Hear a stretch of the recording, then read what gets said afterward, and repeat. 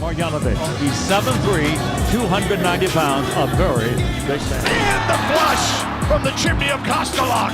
The BFG, the big friendly giant. He didn't even jump. 嘿，大家好，我是金兆 ST。身高是你再努力也学不来、得不到的天赋。篮球就是巨人玩的运动，身高永远是入门的第一标准。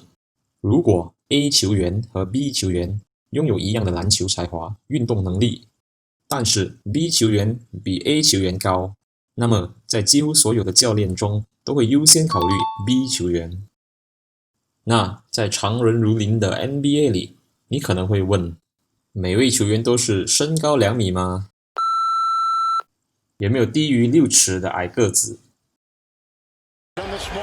后卫、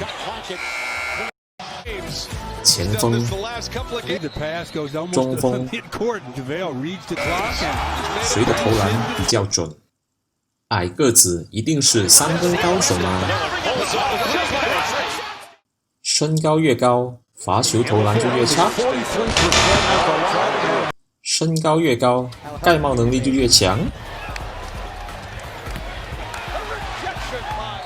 我们今天就来看看那些与 NBA 身高有关的数据统计。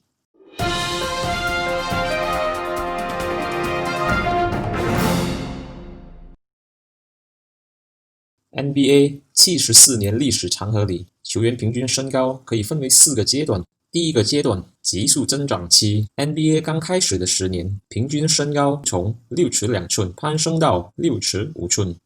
第二个阶段，平稳增长期，50年代末至80年代中期，这30年间增长了约2寸。第三个阶段，稳定期，80年代末至2010年代中期，稳定于约6尺7寸。第四个阶段，衰减期，2010年代中后期至今，跌了近1寸。NBA 新秀的平均身高虽然是一上一下的波动与不稳，不过是和整体 NBA 球员身高的趋势一致的。自80年代至今，稳定于6尺6寸和6尺7寸之间。比较有趣的是 NBA 选秀，73届选秀里的前5顺位，近40%的状元在5人之中的身高是最高之一，其中21位是最高那一位。看来比较高会拿到比较前的顺位，即便是篮球之神的 Michael Jordan 也败下阵来。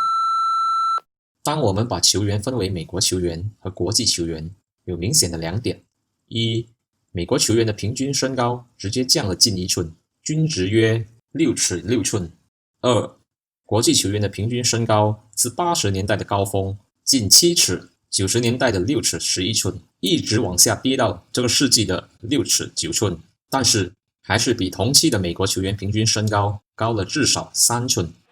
这反映了 NBA 早期接受来自于国际的巨人球员，而且是极少数的幸运儿。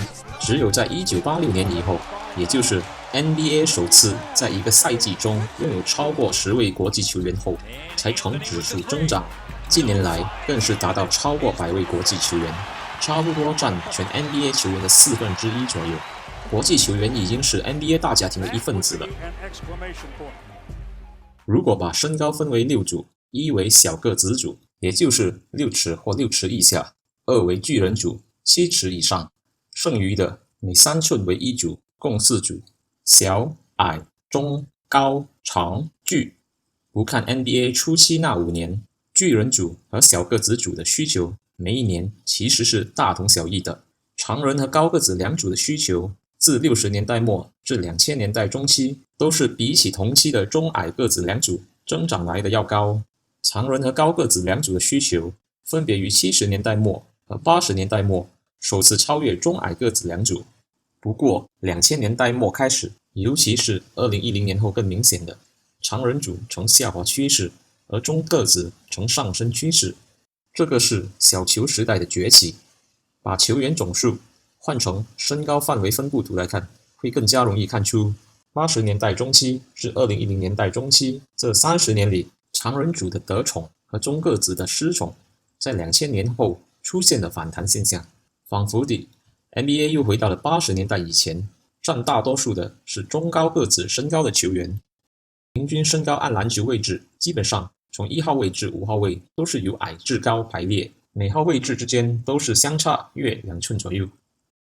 不看1986年之前的数据，1986至2004年这近20年间，70%的 NBA 国际球员都是6尺10寸以上的。2004年至今，这个数据跌至50%，也是2004年后高个子组首次超越巨人组，也在今年超越常人组。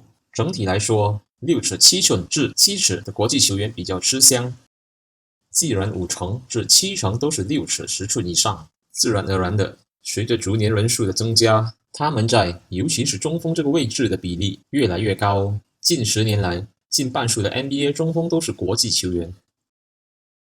其实 NBA 里也有与我们身边一样身高的球员，共有137位，最矮的5尺3寸，最高的1/3是5尺10寸，近一半是5尺11寸。除了首2个赛季有低于6尺的国际球员，其余的5位都是出现在这个世纪里。NBA 公认的历史上第一场正式比赛是于1946年11月1日，由多伦多队在加拿大主场迎战纽约队。其实那时还是 NBA 前身的 BAA 联盟。上世纪的唯2球员就是在那场比赛中代表多伦多队的 Hank Biasati 和 Charlie Hofer。而现役的是来自于波多黎各效力于小牛队的 JJ Barea， 他就是那位在2011年 NBA 总决赛系列中，小牛队以1-2处于下风后，被主教练委以重任以首发球员，在第4、5和6场比赛中表现出色，取得场均13.3分、4.7个助攻和58%的3分命中率。小牛队也一口气逆转日火队，连胜3场比赛，取得 NBA 总冠军。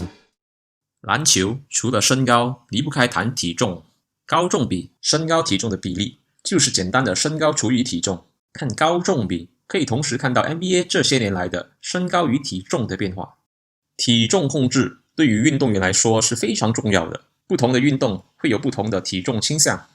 同一个身高，对抗性强的运动，如美式足球，会比田径选手来得重。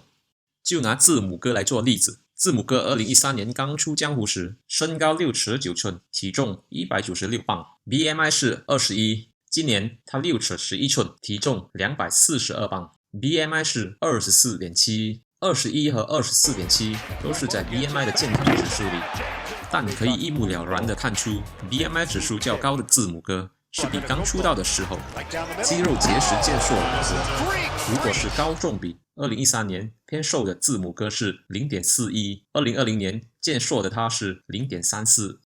现代运动医学中，判断胖瘦与健康风险的黄金标准是脂肪含量。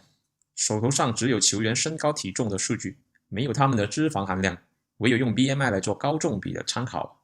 蓝色区域是根据 BMI 里健康的指标范围计算的，低于蓝色区域就是过重，高于蓝色区域就是过轻。6尺和7尺之间，根据 BMI 的指标范围，高重比是介于 0.34 和 0.53 之间。而大多数的运动员，尤其是肌肉发达的，都是偏于较低的高重比。先看平均体重，跟平均身高一样，也可分为4个阶段，只是时间上略有所不同。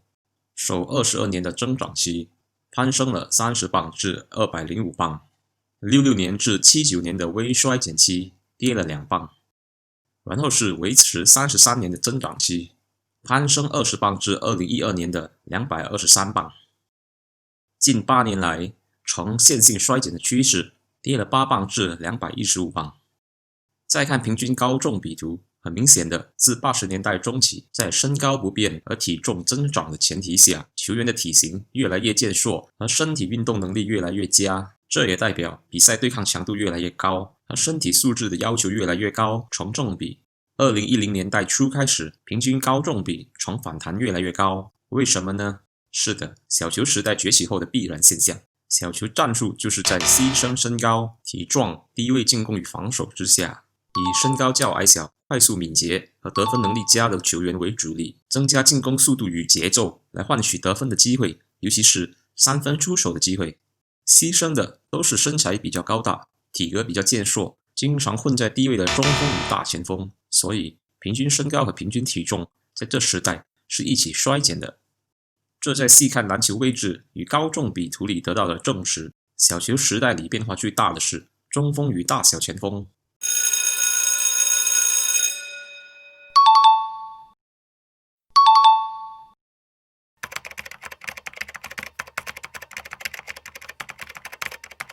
谢谢观赏。